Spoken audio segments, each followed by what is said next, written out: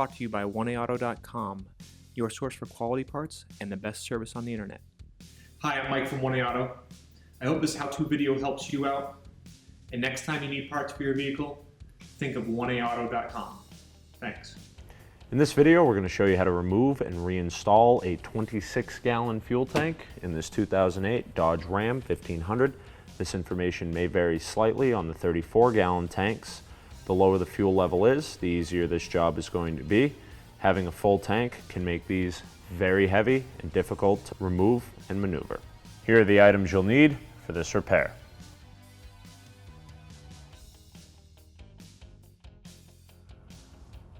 Behind the inner wheel well liner on the driver's fender, you'll find a large connector running to the rear harness of the truck. Using a flat blade screwdriver, pry back the red safety as far as you can. Lift up on this gray latch here. You may have to push down. Lift up on the gray latch. Open that up all the way. You don't have to remove this connector. You just have to open the latch to separate the terminals. Open the fuel door and remove the fuel cap. Now when we start our truck, it's going to die. We want to keep cranking for a few seconds after it dies to run the system out of fuel.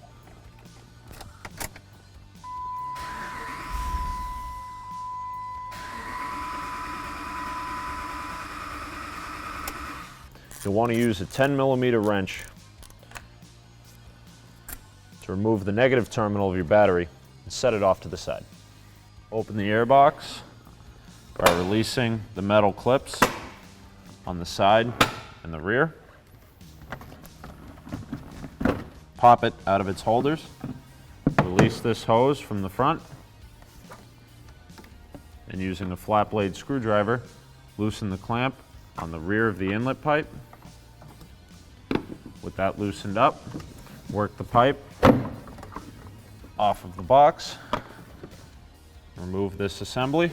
The bottom half of your airbox simply lifts off its retainers, comes right out of the truck. Remove the two 10mm bolts, one behind the alternator, and one behind the oil cap, with a 10mm socket, ratchet, and extension.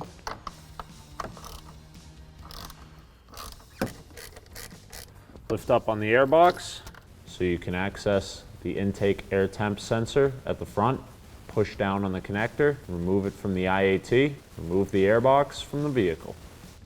On the passenger side of the fuel rail, remove the cap on the Schrader or pressure release valve. Using a thick rag or paper towel, place that below the valve to catch any excess fuel that comes out. Using a small pick, press down on the tab in the center of the valve.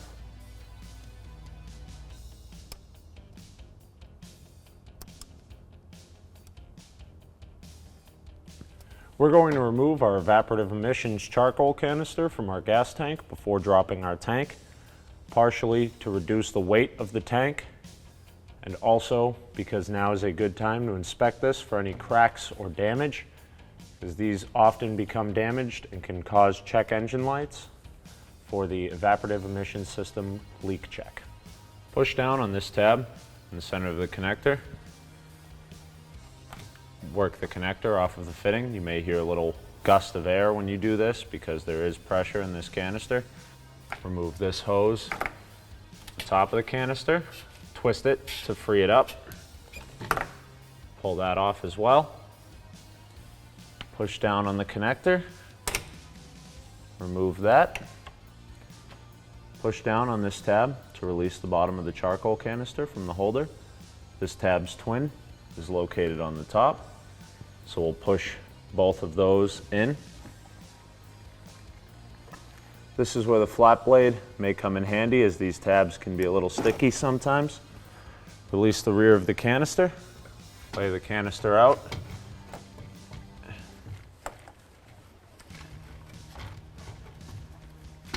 And remove it from its retainer on the front of the tank. Locate the base of the fuel filler neck. It's going to be under the driver's side of the bed, just before the rear tire. You're going to want to wear safety glasses here because you're working around fuel. Undo the clamp on the fill tube.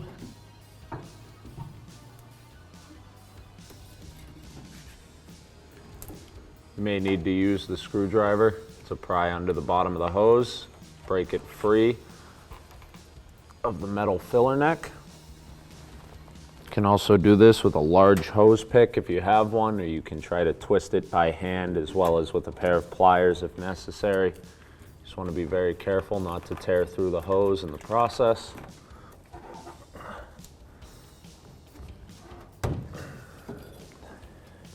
To release the quick connect bent line, we'll have to push down here, pull back to remove the fitting.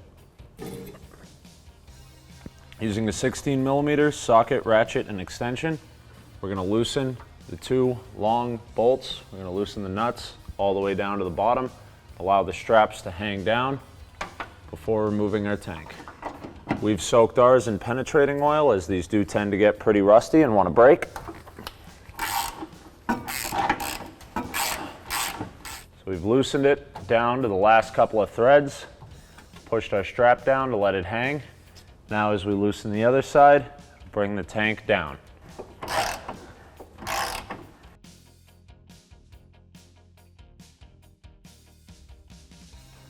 Remove the plastic cover from the forwardmost part of the gas tank here. Remove this quick connect line. Locate the fuel pump in the center of the tank and remove the plastic cover on it.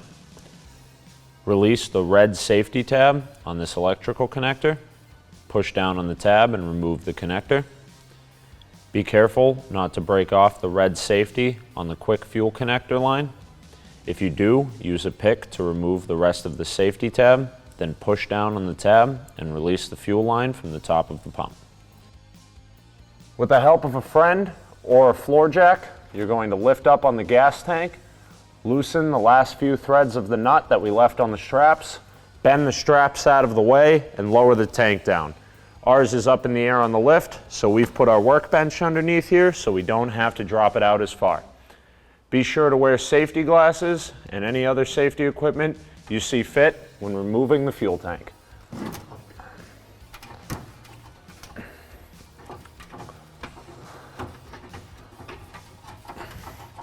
Place the nut out of the way once you've removed it.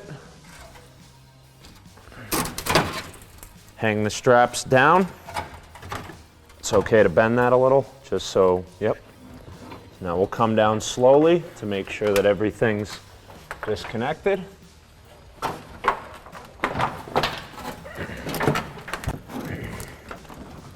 I gotta get around the diff over here, set her on the table.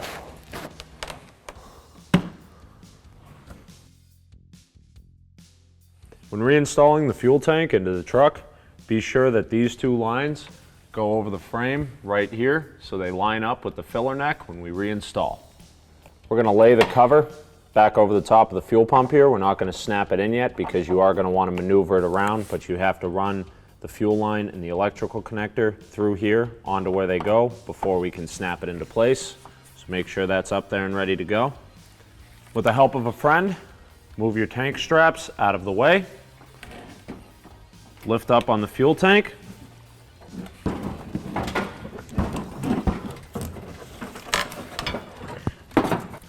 Again, be sure that those lines for the filler neck go up over the frame in the correct place.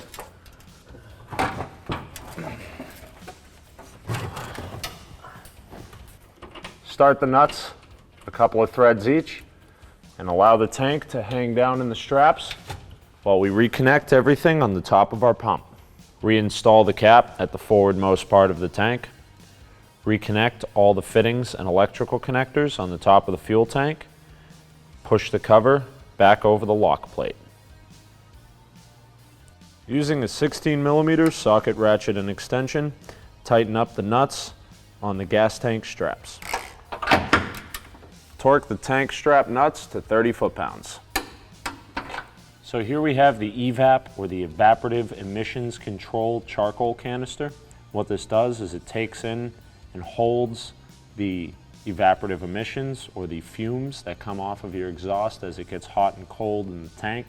This canister is full of charcoal, which holds on to those emissions until it's safe for us to send them back through the engine and burn them efficiently. Oftentimes you can get a check engine light for an evap leak. It's not uncommon for these canisters to develop small cracks in them. So while we have ours out of the vehicle, we're going to take a look over it. Just check all the plastic, make sure that there's no cracking anywhere. We have some little scratches here, but nothing that goes through the case. Check the back, top, sides. Everything looks good with our canister. So we're going to go ahead and reinstall it. Reinstall the front hook of your charcoal canister. Snap the rear into place. Reinstall the electrical connector. Reconnect the rubber hose on the top and the quick disconnect on the bottom until it locks into place. Reconnect the quick connect line onto the fuel filler neck until it clicks. Reconnect the fill tube.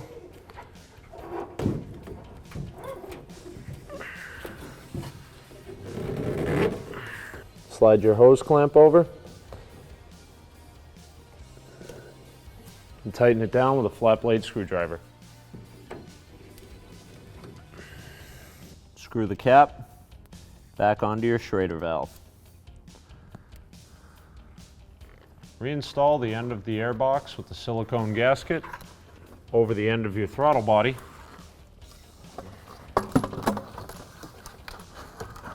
Tighten up the bolt behind the oil fill cap and behind the alternator with a 10mm socket and ratchet and an extension. Reconnect the intake air temp sensor. Drop the lower air filter housing back onto its mounting locations. Be sure the air filter is fully seated into the housing. Reinstall the intake tube onto the air box and the PCV breather hose. Lock the lid of the air box back onto its hinge. Close it. Lock it back down and tighten the intake tube clamp with a flat blade screwdriver.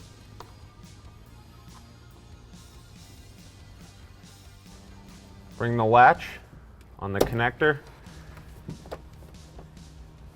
back down. Reinstall the red safety tab. Reinstall your fuel cap. Reinstall your negative battery terminal. Tighten it back with a 10mm socket.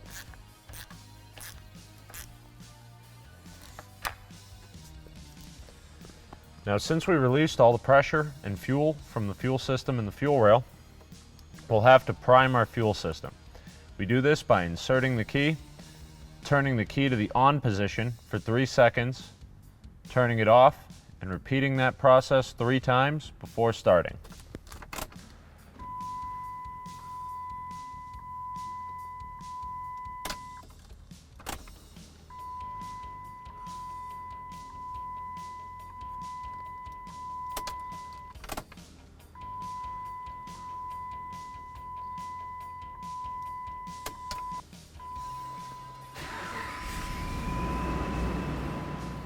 Thanks for tuning in. We hope this video helped you out.